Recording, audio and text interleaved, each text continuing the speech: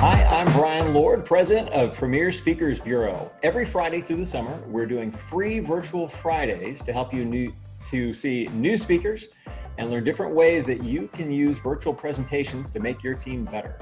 This week, we're excited to have Terry Jones. Terry is the founding chairman of Kayak and founder of Travelocity.com.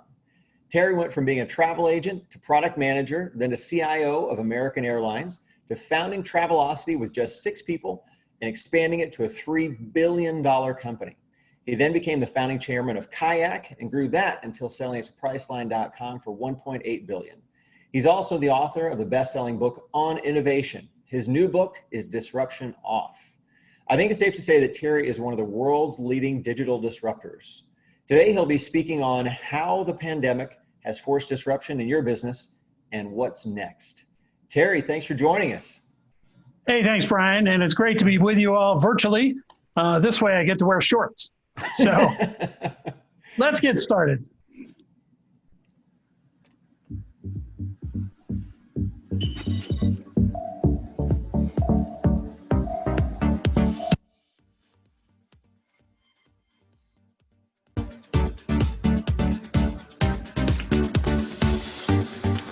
Digital transformation, one of the most important corporate initiatives pre-COVID.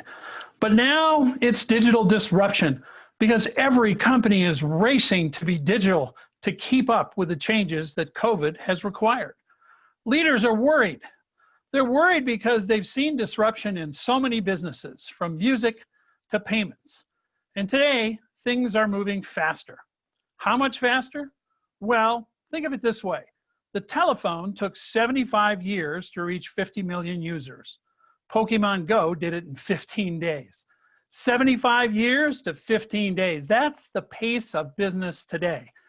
And now, of course, we're in the biggest business and social disruption of our lives. And digital disruption isn't slowing during this period. It's actually accelerating. So it's critical to understand that selling and shopping and making have changed forever because of this pandemic. Now, recently I interviewed Jesus Mantas. He runs strategy for a $63 billion IBM division. Let's listen to what he had to say about digital disruption. Surveys are showing that digital transformation is not slowing after COVID-19. In fact, it's accelerating. What are you seeing with IBM customers? And now is beyond adaptation, is how do we emerge stronger from this opportunity? And as you said, everybody is actually looking at what are the things that we can accelerate. Before, digitizing things was an option for more competitive advantage. In some of these industries, it's becoming the only way you can survive. Now it's about survival. Think about one technological disruption. Self-driving cars. Certainly, it's going to disrupt truck drivers, the #1 employment for high school educated males in the United States. But what about insurance? Moving from actuarial to actual data. What about parking? You're not going to park anymore. You're going to send your car home and call it back when you need it. Auto repair, if your car is electric, there's not much to do. Real estate, redesigned. Deliveries, reimagined. Hotels, well, honey, let's just sleep in the car. We're almost to Vegas. Healthcare. The #3 reason for emergency room visits is car wrecks. They're going to go down dramatically. Hospitals are being redesigned. Billboards, a multi-billion-dollar business. Who's going to be looking out the window? And even traffic cops. Who are you going to arrest? Elon? All these businesses disrupted just by one new technology.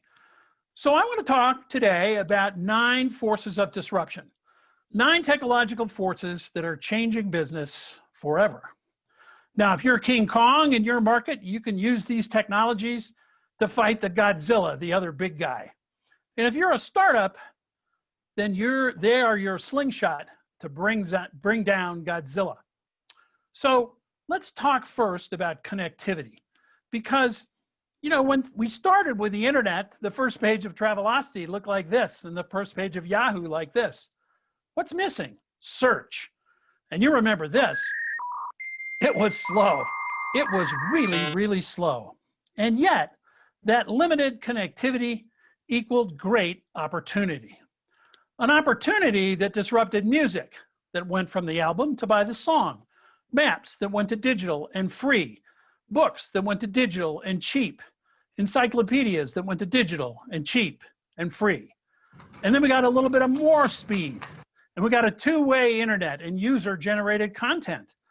And then hotels went to sharing, and photography went to free and sharing, and limos went to sharing and cheap, and news went to sharing and free, and software went to free and ad-based. More disruption. Now during COVID, e-commerce sales are up 50%, and surveys show people aren't going back. And not all of them are going back to the office either, because another survey shows that many will stay at home even after a vaccine. How about mobility? Another big disruptor. 7 billion cell phones in the world, 5 billion of them network connected. Half of Priceline's business is mobile. In my business, if you're not mobile, you're not in business.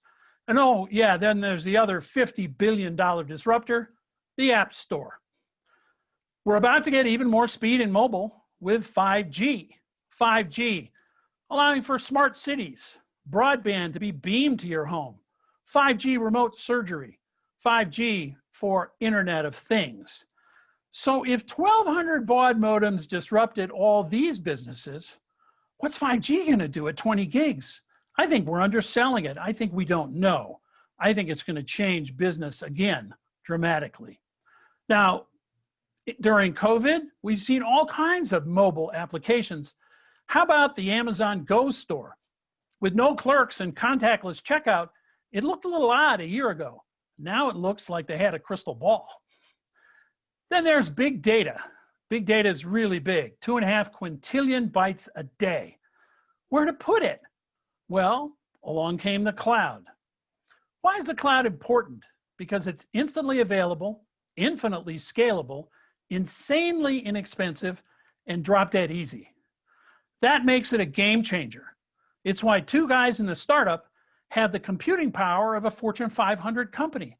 That dramatically tilts the playing field. And it's also about instant learning from your customers. John Deere no longer has to learn what the dealers think the farmer does with the tractor.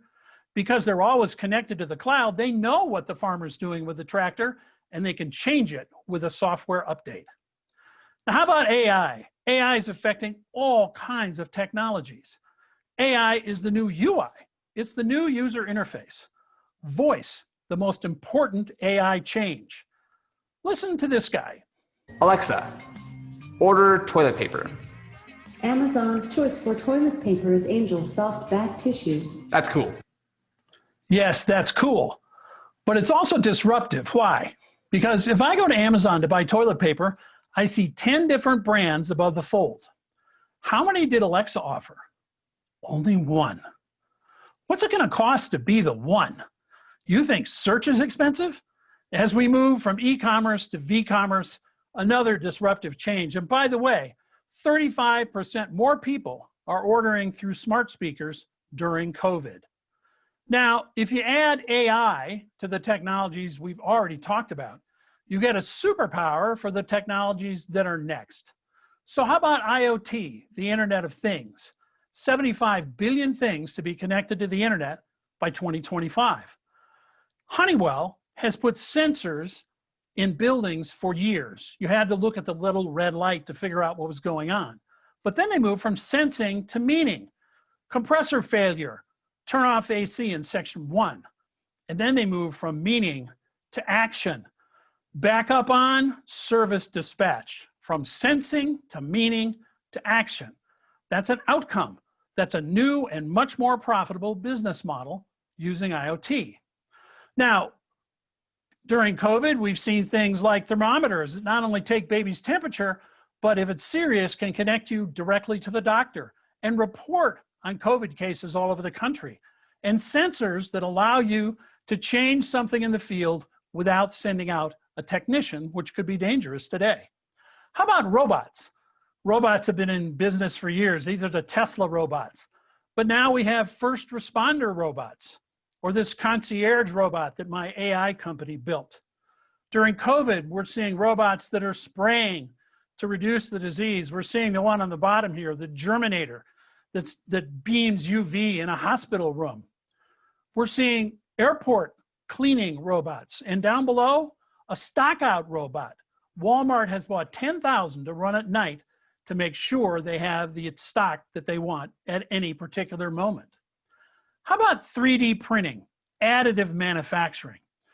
We're printing parts, we're printing cars, we're printing medical devices, we're printing whole houses. Did you know that 90% of hearing aids are 3D printed? That change happened in only 4 years. 4 years, the companies that didn't make the change, they're gone. Now, GE just got the first airline part 3D printed approved by the FAA. It's a jet fuel nozzle. Think about how it was made before. A bunch of little companies in China each made their little piece and sent it to an assembler who put it together, and he stuck it in a warehouse, and when the order came in, it went on a ship and a truck to GE. Now add one 3D printer. That whole supply chain is gone. GE gets a part that's cheaper, lighter, stronger, faster, no inventory. And how about all those people from the truck driver to the customs broker who participated in the old way of doing business? They're gone. They're not needed. Isn't it better to be the disruptor? Maybe have your own 3D printing factory? So we've talked about 9 forces of disruption. We could talk about 90 more. Look, folks, if you don't like change, you're going to like irrelevance even less. We have to change. And in the 21st century, we have to own the edge. Now, you see, the edge used to be having your store at First and Main, but the edge has moved. The edge today is the edge of the glass because that's where we live and that's where we order. Or it's the entertainment system in your car that says, hey, you're about out of gas and there's a Shell station up here 2 blocks and we'll give you free coffee if you come in and fill up right now. Or it's my Brita that orders its own filters. Or it's my furnace filter that orders its own replacement. That's owning the edge. That's driving new business models like OPA, other people's assets. So Uber looked at the limo business and said, we don't want to own cars, licensed cars, and service cars. Drivers can find us. We're just going to do these 4 things, add some amazing software, and become the biggest limo company on earth, changing the business model. When I left Travelocity and founded Kayak, we said, well, we don't want to do this and we don't want to do that. We'll just create a brand, search for products, and book a ticket. Then we said, well, let's not create a brand. Let's use Google. Let's not book a ticket. Let's send the customer to the airline. We only did one thing, just one thing, added some amazing software and created a company that's just a thin layer between the customer and the supplier, worth $1.8 billion. That's owning the edge. How about O&O, over and over, subscriptions, or D2C, direct to consumer? Well, subscriptions probably started with Book of the Month Club, but who would have thought of subscribing to razors? Dollar Shave Club sold to Gillette for $1.8 billion. How about direct to consumer? Warby Parker, $1.75 billion. Away, $1.4 billion. Changing a business model can be highly lucrative. How about people who disrupt the experience of buying or using a product? Think about how Apple disrupted Nokia, how Spotify disrupted Apple, how Uber disrupted yellow cabs, how Gillette was disrupted by Dollar Shave Club, just because they changed how we buy or we use a product. Another very profitable disruption strategy. It's all about less capital and more speed. Less capital and more speed, but you might say, we have the supply chain, the brand, the people, the assets. Yeah, but maybe you're not easy. And these companies are drop dead easy. We have a slogan in Silicon Valley, step 1, install software. There is no step 2. That's how easy Uber is. Are you that easy? So what's your new model? Last year, I spoke to the Hartford Steam Boiler Insurance Company. They've been insuring boilers in factories since 1866. I said, what's new? They said, oh, we just got into cyber insurance and we bought an Internet of Things company. Wow, they're playing to their strengths. They know industrial processes, they know inspection, they know how to measure risk, and they're comfortable with it. They're going to be a 200-year-old company using new technology to move forward. So what's the new edge? Are you going to be the winner in contactless shopping, the leader in telemedicine, drive robotic delivery? How are you going to change? There's more change ahead, folks. What's holding you back from being a disruptor yourself? What's holding you back? 50% of executives are dissatisfied with the state of innovation in their company. Look, I'd encourage them to check the mirror. Maybe it's their attitude toward risk. Do they avoid it, reduce it, transfer it, or accept it? In the 21st century, you have to accept more risk. Now, I started my career as a receptionist in a travel agency almost 50 years ago. 6 months in, my manager said, let's go do a startup. And you might think that was a big risk, but really, it was a small risk. I was single, I was 21, I wasn't making much money anyway. And we turned it into the 50th largest travel company in the US. Later, I went to American Airlines, climbed the ladder to become CIO. When I was CIO, it took a huge risk. I was married, I had 2 kids, a big salary, a big mortgage. I said, you know that little online thing we have? I want to go run that. Everybody thought I was crazy. But we turned it into Travelocity and took it public for $1.2 billion. Big risk, big reward. Now, recently, I've taken a lot of small risks. I'm a speaker, an author. I've been on 17 public and private boards. I look back at those companies, some of them shrank, some of them blew up entirely. And the rest of them created $6 billion worth of value, and 2 of them are internet unicorns, billion-dollar startups. Risk, reward. Take the first risk. And check the mirror again, because are you agile enough for today's economy? I interviewed recently Bill Connor, runs a company, Sonic Wall, which is one of the largest security companies. Let's know what he has to say. Bill, security companies have been at the center of the COVID-forced transition to work from home. I understand one of your companies asked you to transition 350,000 employees to work from home securely almost overnight. When that CIO called and said, Bill, you got to help us. We got to move this in less than 2 weeks. We got to, and fortunately, our technology was built that it could scale globally on that kind of basis. And within a week, we turned up almost 350,000 of their employees for this, what we call the new business. That's the new normal. You also have to make decisions faster, because in corporate America, you launch your idea out there, marketing says that's a dumb idea. IT said we couldn't write that software. If you get through them, well, then service says they can't fix it, and manufacturing says they can't build it. And if you manage to get through them, they bring out the big guns, because it's time now for finance and legal, and well, it's just game over. But if you come together, you have more strength than any startup. You just have to stop saying no and realize your job now is to get that new idea over the finish line. To be competitive, you have to create ideas as fast as any startup, and that means saying yes. So fail again, fail better. Failure opens the door to success. Maybe you're just chained to an old model. Someone comes in with a new idea, do you say, well, Barbara, we've always done it this way, and we've actually never done it that way. What happens when you say that? The air goes out of the room. You'll never get a new idea from her again. What is dangerous is not to evolve. We have to evolve. We have to face our fears. Established businesses view disruption as a threat. Disruption, innovation, disruption, they're just 2 sides of the same coin. You only call it a disruption because you didn't do it. If you did it, it would be an innovation. So their innovation can be your disruption, but you can act. So stop being disrupted and innovate.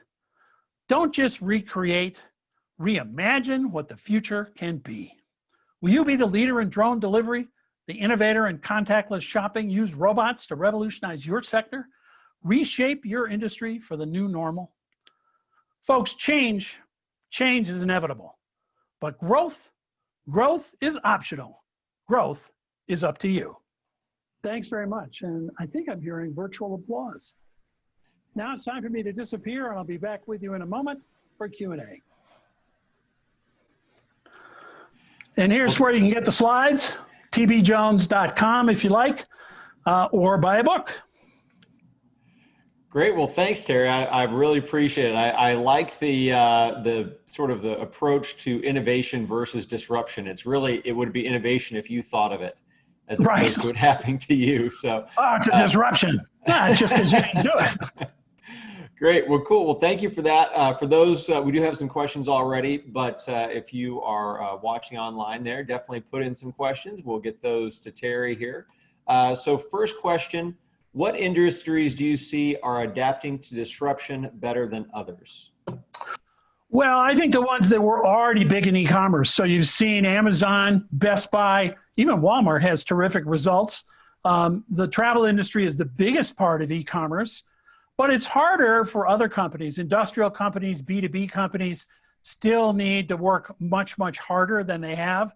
Obviously, restaurants are changing to delivery. That's been a wrenching change. Curbside delivery. I know Best Buy had an 18-month plan for curbside delivery. They did it in 2 days. You can't unlearn that. So I think the traditional guys who weren't doing e-commerce are having a tough time changing their business and becoming data-oriented. I'm working with a movie business who really doesn't know who their customers are. They have to change. And I'm curious with you coming from such an expert in the travel industry, with what's happening with travel right now. I mean, how would you recommend that companies in the travel industry adapt, just because I know it's been affected so much? Well, if I'm making a video in an hour for somebody about that, really, they have to do touchless, contactless, safety, but they also have to tell the story better. Much of their stuff about how safe it is to fly today, and it's pretty safe now, is on their website. Nobody's going there. They have to really scrounge up the money to do some TV ads, more than social media, and tell the story about, because Delta, for example, has an amazing story about middle seats open and spraying planes and touchless check-in, but not enough people know it. So it's going to be tough. I think leisure travel will come back first, business travel later. The one-day meeting is dead. And for all you meeting planners, virtual works. I've got some great reviews myself about virtual meetings, and I think every meeting going forward is going to be hybrid, virtual and physical. Mm-hmm. Yeah, right there with you. And we've been doing, I think, a few hundred virtual events just in a few months. So a lot of companies are adapting to that. Let's see, our next question. What internal issues do leaders need to address in order to be better at change? Well, I think it comes from the leader. The most important part is allowing experimentation and failure. And you have to kill projects, not people, right? So if the people work on a project that fails and they don't get fired, they're going to give you new ideas. But basically, until they learn there's a safety net, they will never change either. So it comes from the top. It's top down first to get bottom up later. If it's risk and then faster decisions, which happens a lot during COVID. A lot of the boards I'm on, we're making decisions way faster and not asking permission. We're asking forgiveness. So risk and faster decision making. All right, this next question is from Kathy Varese.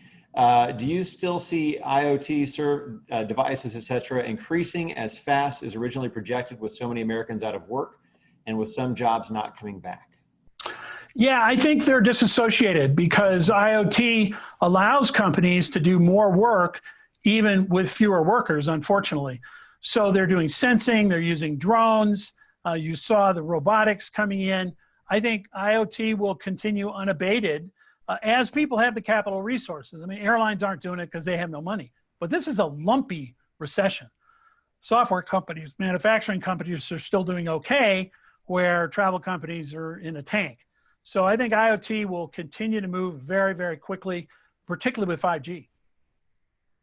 What are ways you can teach your team to learn how to be better disruptors? Well, we talked about giving them risk.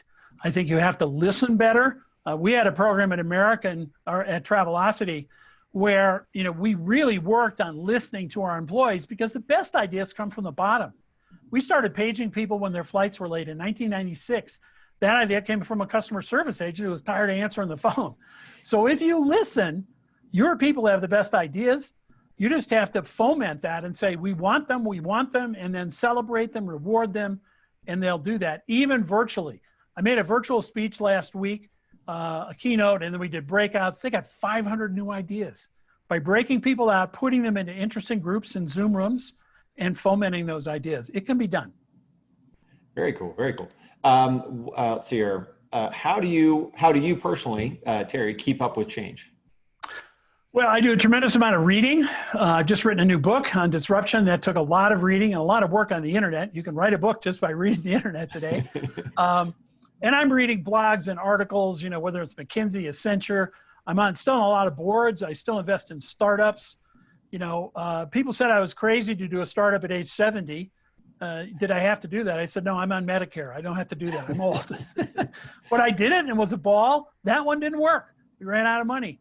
But I've done 5 startups, 4 successful. Maybe I'll do another. You just have to keep your hand in and learning all the time and reading very broadly. I'm a curious guy.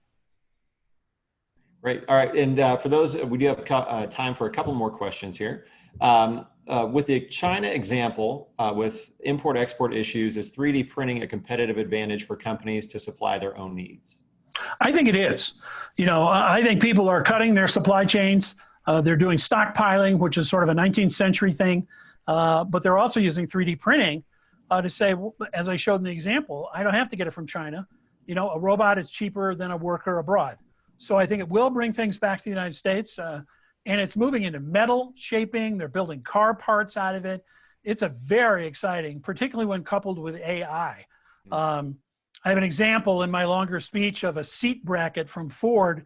They did 1,000 examples and made one that looks like a Klingon warship. It's ridiculous. But it is 50% lighter than a traditional seat bracket. Think if every part in a car was 50% lighter. How much fuel would that save? So yeah, I think it's a very important technology. What are the characteristics of innovators? Well, you know, I think they have to be curious. They have to be willing to take risks. They have to be willing to fail all the time. They have to be salespeople. They have to sell their own ideas, right? And they have to listen. And I think to get a good innovative team, you have to have people who disagree with you, people who don't like you. You know, the world wants geniuses, but it expects them to behave like other people. They don't. They're hard to manage. But I think, you know, a hard to manage genius is better than a slug. So I take one of those every time. All right, final question here. This is from Brian Palmer, who you know, national speakers. What is the world's greatest high school? I know I asked me that. Neutra High School in Chicago, Illinois. That's where he is, and I went there. Does that have a particular mascot or anything it's famous for other than you well, two? it used to be an Indian, but now they call themselves the Trevians. I don't know what their mascot is anymore because that wasn't, you know, socially acceptable anymore to have Native Americans. So that's you know, another important topic that speakers are focusing on is diversity. And so look, it's great to be with you virtually. I want to say to all the planners, let's do virtual meetings. We can do them quickly. They cost a fraction of physical meetings and they do work. Great. Well, Terry, thank you again so much for sharing your message on how the pandemic has forced disruption in your business and what's next. So for those of you who are watching, next week on Free Virtual Fridays at noon Eastern, we'll have Carly Fiorina. She was the former CEO of HP. She's a leadership guru and the first female CEO of a Fortune 50 company.